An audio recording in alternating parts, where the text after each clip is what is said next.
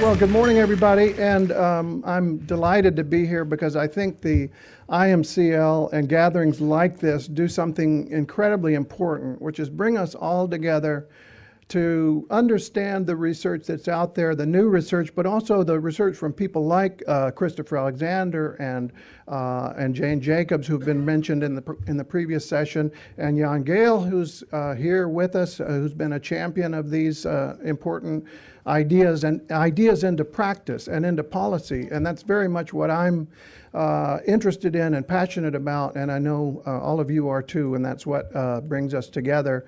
I've been working on trying to get some of these ideas into the policy level internationally, and my good colleague Joanna Alamanestiano, who is here, both of us had to arrive late because we were in Stockholm working on this partnership with the UN Habitat on Habitat 3, which is the big conference coming up next year in Quito.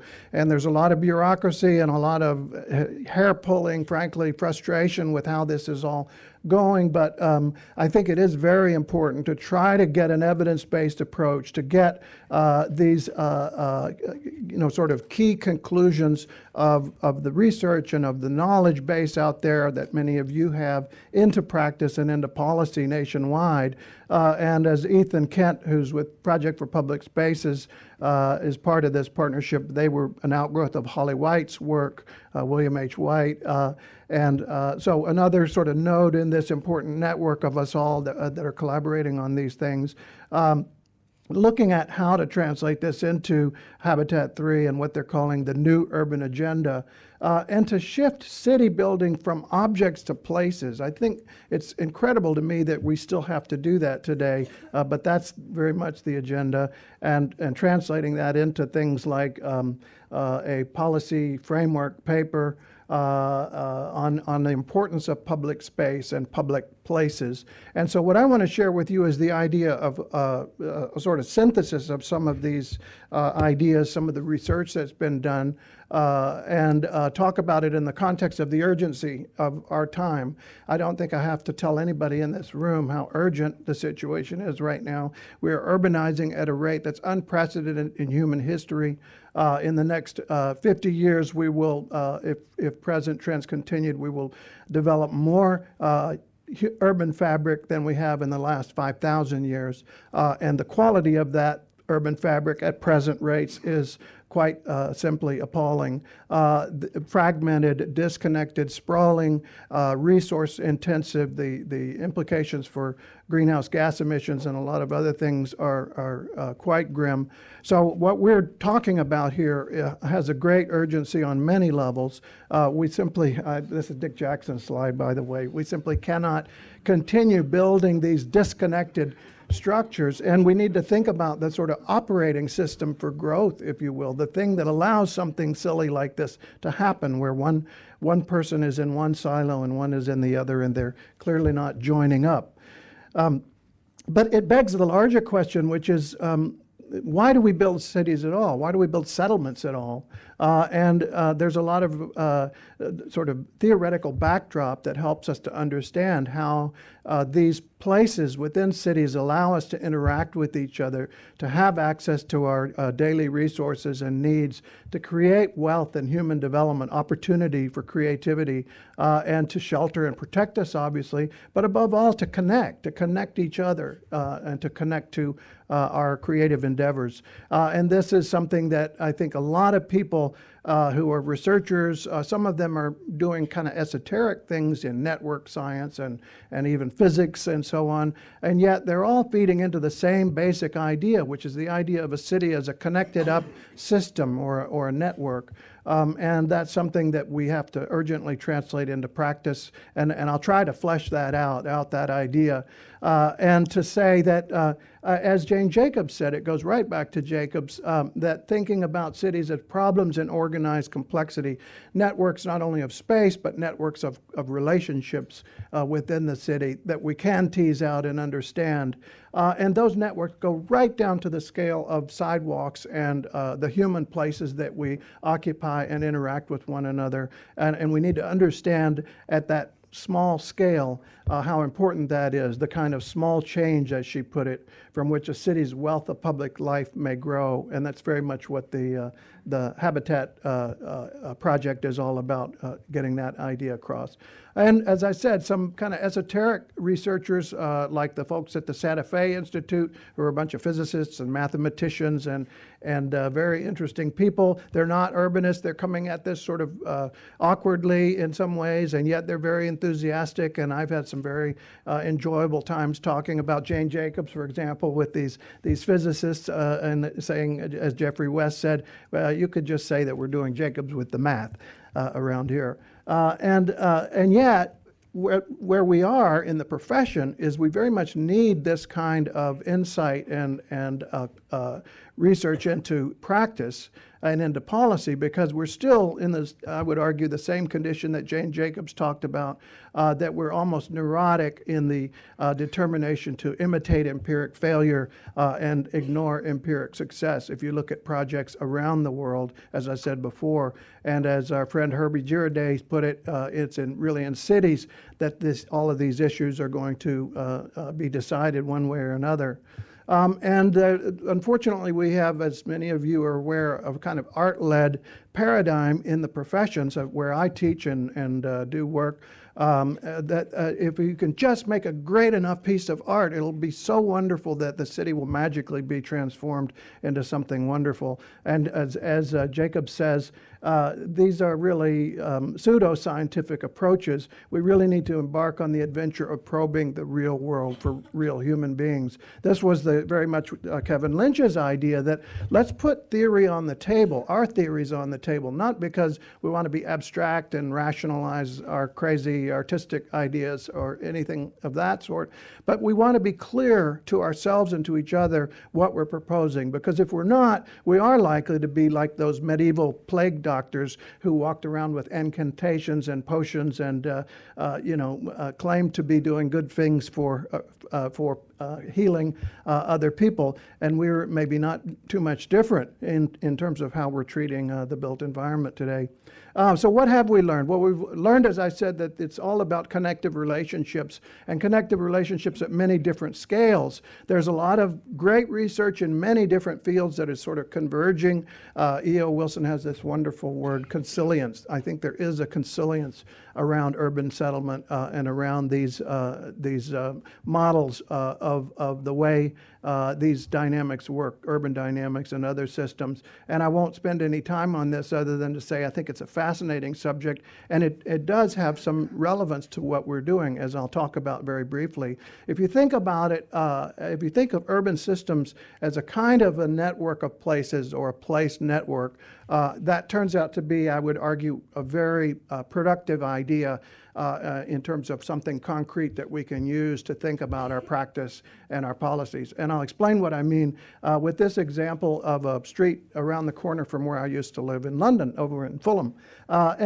This is two shots that sort of show the, if you will, a kind of mural or a collage of the Fulham High Street around the corner there. And what you'll notice if you look closely is that there are lots of different places where people are able to be and to interact with one another and to interact with their resources and their activities and their movements and so on. And if you were to start to look at those, you would see that they're almost like urban rooms. They're little areas that are clearly defined in terms of who's allowed to be there when. Out in the cafe, it's a public realm, and yet you can't just sit there and the waiter will come and shoo you off and so on. So there are lots of complicated rules about who gets to be where. If you're invited up to the balcony by your friend who rents the flat, doesn't own the flat, and back in the bedroom and off in the garden and behind the hedge and so on and so forth. And then you think about all the different kinds of connections. There are connections of movement, connections of sight and sound, sight but not sound through the glass, sound but not sight through the hedge, and so on and so forth. And if you map the whole thing, and this is actually just a very simple sort of summary of how complex it is, you realize that this is an enormously complex system that's going on around us all the time. time. And it's not only dynamic in space, it's dynamic in time. I went back 5 years later, or 7 years later, and lo and behold, people had come along and mutated those boundaries. They'd put up fences and hedges, they'd move some plants to sort of make a more legible entrance here. They removed the table seating, maybe that goes back later in the day, and so on and so forth. Lots of little incremental changes done by lots of different distributed actors over the course of those 7 years. And if you magnify that to something like Venice over 100 years, this is the great study by Muratori of and this is the cadastral plan of Venice in about 1500 or so. It looks very boring, like a sort of ordinary American suburban plot or something like that. But what you'll notice is that the spacing is about right. It's really well structured to facilitate, almost like a trellis, to facilitate the growth of the change that happened in that great city over the next 100 or 200 years, and these little mutations that people would make to transform it into the great city we love today. So here's what you see gradually happening over time with all those little adjustments. And those are all done according to rules and legal conventions, and you have to go to the Doge and get permission and so on and so forth. And so it's kind of an operating system in a way, and I think we have to think about the operating system for growth and how that operating system works so well and ours works so poorly at the moment. Here's another way of sort of mapping it. If you think about this as a kind of a network of spaces or place network, from the most private, like the rooms in a house, and the most private of all, the toilets, of course, and so on, but going out into the more public spaces of the house, with these kind of membrane-like structures that are modulated by doors and windows and things that we can control, going right outside into, in effect, the urban rooms outside the house, the vegetation and the gates and the other things that and the sidewalks and the streets and the public spaces. Then you begin to see that this is one large system that's interconnected in very important ways, and its interconnections can be facilitated through the policies and laws and regulations and standards, or it can be obstructed and it can be distorted, as we are seeing in many places today. If you look again at the historic pattern of how these wonderful places transformed over time, you can see how there's an informal process to this that's very important for us to understand. And it's a key to understanding, for example, how we can make favelas and slums much more humane if we don't try to fight this dynamic, but actually empower it and allow people to transform their environments, as this wonderful case study from Medellin, if you know that example, where they've transformed. They've used these very catalytic insertions, in this case, it's an escalator, believe it or not, and all of these other things that were, some of them are public improvements, but a lot of them are private things that people did in response to that. So if you think about this idea of these networks, these place networks, I think you'll begin to see, I certainly have as I travel around, how some of the places that we love and we find so humanly deep and important to us do in fact have this kind of structure. Here's a place in Pisa, Italy, and you can see again these kind of room-like places where you can be or not be, or you can, if you walk by and you see a friend sitting at the cafe, you can chat with them. You can even perch on the seat for a moment, but you better order something or the waiter will shoo you off. The waiter doesn't own the street. The waiter doesn't even own the restaurant. The restaurant owner doesn't even own the building. So it's, again, a complicated set of agreements and laws and so on that allow all these things to happen. This is just down the street from me in Portland, Oregon. Same kind of thing, a very popular street, 23rd Avenue, that Suzanne knows well, that has been transformed from a residential street into a very delightful, walkable, commercial street with lots of, again, little places for people to be and interact and view. Sometimes these things go over and under and around each other, as you can see here in Italy, a very complex spatial structure. Some of the Islamic communities are just fantastic how they weave these things together, but they're generated by a set of very clear rules. Now, here's the thing, is that if you look at what's happening over time, we're losing this capability in our operating system. This is Italy in 1910, and this is Italy in 2010. These buildings that were built for the L'Aquila earthquake, very, very expensive building with isolators, seismic isolators, and so on. And what you'll notice is there's just absolutely no distinction between the private networks of space and public networks of space. It's just wham, you're right there on the edge of it, and there's no articulation. Now, this is when it was new, but I think the reality is, even with landscaping, you're going to see the same lack of articulation and lack of the power of articulating space. Whereas if you look at Oslo, 1910, look how and of course this is contemporary, but the space was generated in 1910, and these fantastic activities that are going on, the ballet, as Jane Jacobs used to like to say, the sidewalk ballet, and all the interactions and people moving things around and occupying and interacting. And Oslo 2010, and this is, I don't think this is much of a pedestrian experience, if there were a pedestrian at all. Everybody's going to be in their cars and drive into that building, which is not at all an inviting building from the street. So I'll summarize a couple of quick lessons before, I don't want to take too long here. I'll keep an eye on the time. But so the salient elements of the built environment are these connections, I would argue, between ourselves and our resources and each other. They form a network that can be analyzed and manipulated, not only by centralized agencies, but by the entities themselves, by the people themselves. And they have the capacity to modulate those connections in distinct gradients and over different scales of time and space. You can open doors, close windows, modify, build, change over time.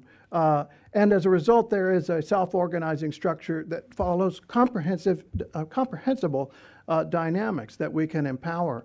And these dynamics are metabolic. This is where this becomes incredibly important for environmental issues and for greenhouse gas emissions and the resource efficiency, as some of my own research is showing, that these networks form a kind of metabolic system. So if you're walking, you are going to consume less. You're going to not be in your car driving through a fast food joint eating meat, consuming a lot of meat, and so on and so forth. These things are all interconnected and tied together. And so the result of this process is that the system has a high capacity to satisfy the needs of the users and other related criteria of performance very, very efficiently. This is Amsterdam, obviously, a kind of textbook example of how to do that. And then so our job as urban designers is to, this isn't top-down versus bottom-up, it's really top-down in support of bottom-up, in the sense of creating frameworks that are spaced about right. And of course, there's the famous Portland block system, but it's not just the individual blocks, but also the structure of arterials that some of my colleagues and I have shown are spaced at about 400 meters or so, or a quarter mile, and that's about the right spacing for this vehicular movement, the balance between vehicular movement and pedestrian movement that allows a place to remain pedestrian friendly, to have this sort of carpet of pedestrian mobility all the way across the city, which is very important, by the way, for social equity and for opportunities, getting people out of their sort of trapped neighborhoods where they have limited opportunities. These migrants and other people who are here in Oslo who have great opportunities along with everybody else in the city. That's how a great city like New York was able to take penniless immigrants from Ireland and some of my ancestors and also from Italy and other places around the world, and turn them into middle-class shop owners and producers and professionals and all the rest of it. It has a lot to do with the economics of cities and also the environmental sustainability of cities.